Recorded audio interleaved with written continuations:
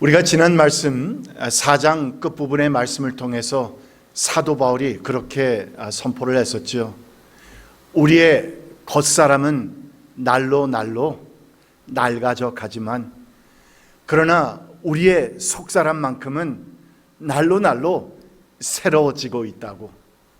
그래서 우리의 삶 가운데서 일어나는 많은 어려움들이 있지만 그러나 우리는 무엇하지 않는다?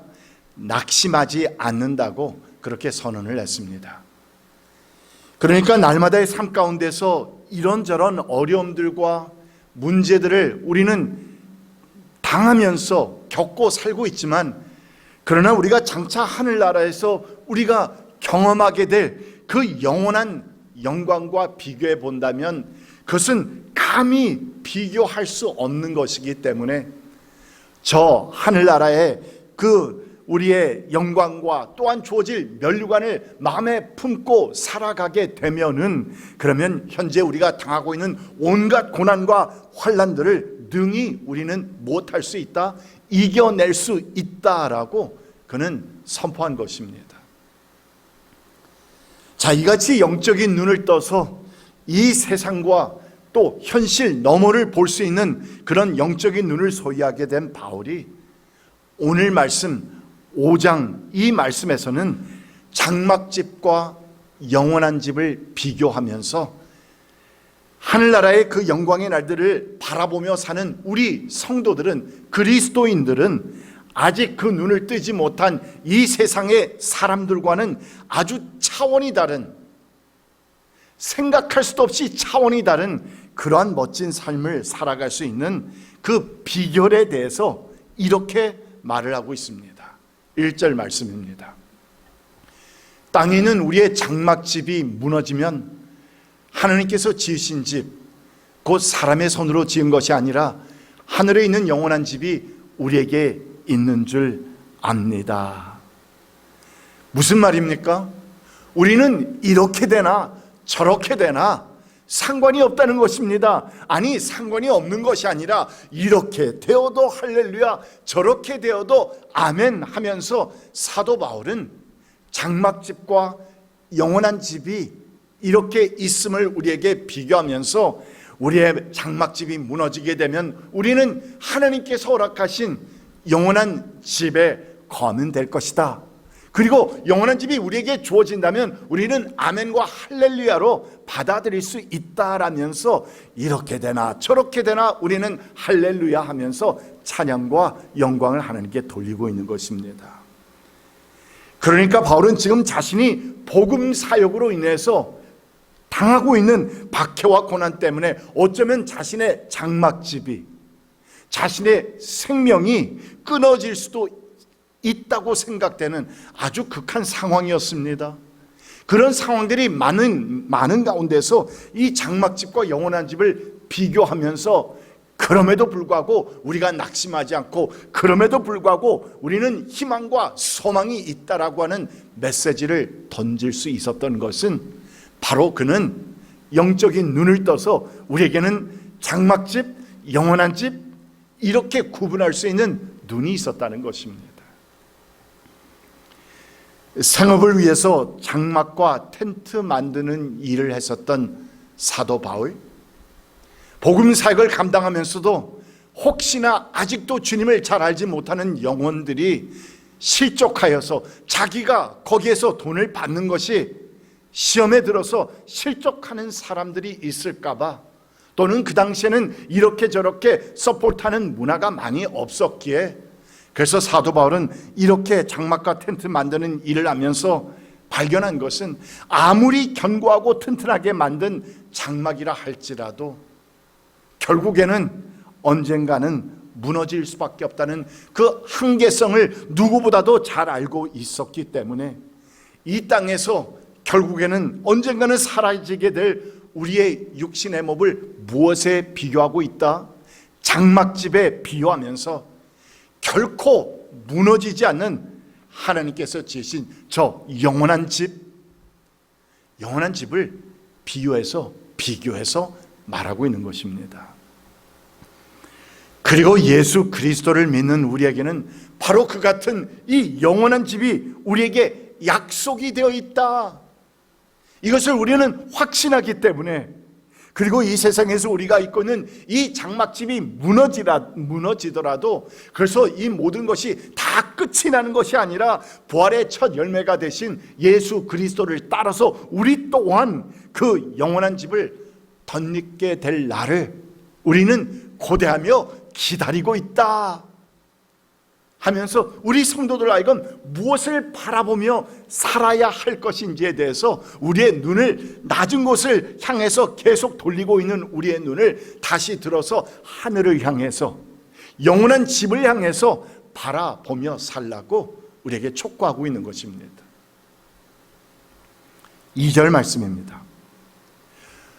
우리는 하늘로부터 오는 우리의 집을 덧입기를 갈망하면서 이 장막집에서 탄식하고 있습니다.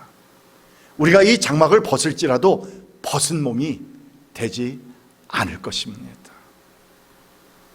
우리는 이 장막집에서 살고 있지만, 그래서 때로는 탄식도 하지만 고생도 많이 하고 온갖 괴로움들이 있기도 하지만, 그러나 여러분, 우리에게는 이 장막집이 끝난다 할지라도 우리에게는 영원한 집이 있기 때문에 우리는 벗은 몸이 되지 않을 것입니다.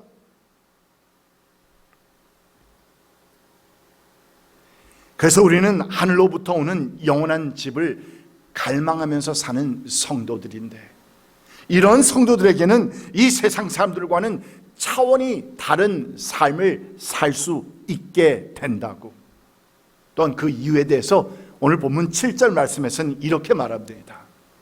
우리는 믿음으로 살아가지 보는 것으로 살아가지 아니합니다. 여러분, 아멘입니까? 정말 아닙니까? 우리가 만약에 정말 보는 것으로만 살아간다면 우리가 이 새벽에 여기에 나와 있을 이유가 없습니다.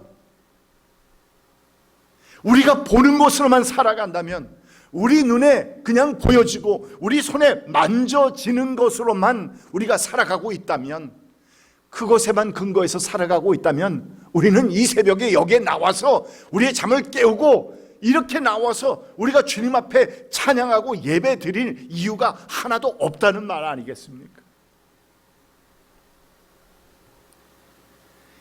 왜냐하면 이 세상을 살아가는 사람들은 현실이라고 하는 우리에게 주어진 발등에 떨어진 문제들 앞에서 보이는 것에 집착할 수밖에 없게 되고, 또한 물질과 이기심에 어쩌다 보니 매여서 살아갈 수밖에 없게 되는 정말 연약한 삶을 살아가게 되지만, 그러나 여러분, 믿음의 사람들은 다르다는 말입니다. 왜? 우리의 보이는 것, 우리가 만질 수 있는 것, 내가 가질 수 있다고 생각하는 것, 이런 것들만 가지고 살아가는 사람들이 아니라 보이지 않는 것을 보면서 살아가는 사람들이기 때문에 우리는 다른 밸류를 가지고, 다른 기준을 가지고, 우리는 다른 바로미터를 가지고 살아가기 때문에 현재의 다른 삶을 살아갈 수 있다는 말씀인 것입니다. 그래서 우리의 믿음 사람들은 영원한 하늘나라에 대한 소망과 확신을 가지고 살고 있기 때문에, 또한 천지를 창조하신 하나님의 그 전능하신 능력의 손이 나를 언제나 돕고 계시다는 믿음과 확신이 있지 않습니까?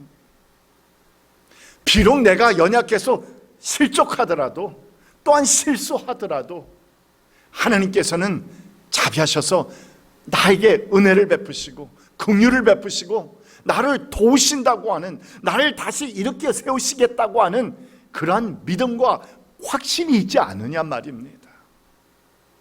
또한 그 같은 믿음과 확신을 내가 더욱더 확고하기 위해서 이 새벽에 나와서 주님 앞에 엎드리는 것 아니겠습니까?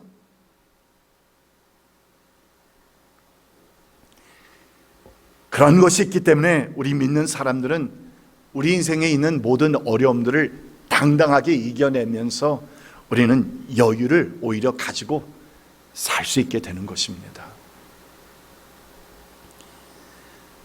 바로 이 같은 말씀에 이어서 믿는 성도가 이 세상의 사람들과는 달리 현저하게 다른 차원의 삶을 살 수 있는 또 하나의 이유에 대해서 이렇게 오늘 말씀에서 말합니다. 8절입니다. 우리는 마음이 든든합니다. 아니, 사도 바울의 삶의 환경은 그러지 않았습니다. 분명히 믿지 않는 사람들이 보았을 때는 아주 어렵고 힘든 상황이었습니다. 결코 마음이 든든할 수 없었다는 말입니다. 그러나 바울은 선포합니다. 우리는 마음이 든든합니다. 우리는 차라리 몸을 떠나서 주님과 함께 살기를 바랍니다. 그러니까 이 육신에 잡혀서 매달려서 내 생명, 내 건강, 이 모든 것 나의 육신에만, 겉사람에만 두고 초점을 맞추며 살아가는 세상 사람들에게는 내가 이 장막집을 떠난다는 것이 얼마나 무서운 일인지, 얼마나 두려운 일인지 모르겠지만, 그러나 성도들은 다르지 않습니까? 저 하늘나라에 있는 영원한 집이 기다리고 있다는 사실을 알고 있기 때문에 우리는 든든합니다. 우리는 차라리 몸을 떠나서 주님과 함께 살기를 바랍니다. 그러므로 우리가 몸 안에 머물러 있든지 몸을 떠나서 있든지 우리가 바라는 것은 주님을 기쁘게 해드리는 사람이 되는 것입니다. 사도 바울이 이 8절과 9절 말씀에서 너무나도 놀라운 고백을 합니다. 8절 말씀에서는 아니, 우리는 오히려 그 장막집을 떠나서 주님과 함께 영원한 집에서 사는 것을 바랍니다, 고대합니다, 기대합니다 하는 말을 해놓고는 9절 말씀에서는 그러나 우리가 몸 안에 머물러 있든지 몸을 떠나서 있든지 우리 성도가 갖춰야 할 그 마음의 자세는 어디서든지 주님을 기쁘시게 해드리는 사람이 되는 것입니다 하면서 고백하고 있습니다.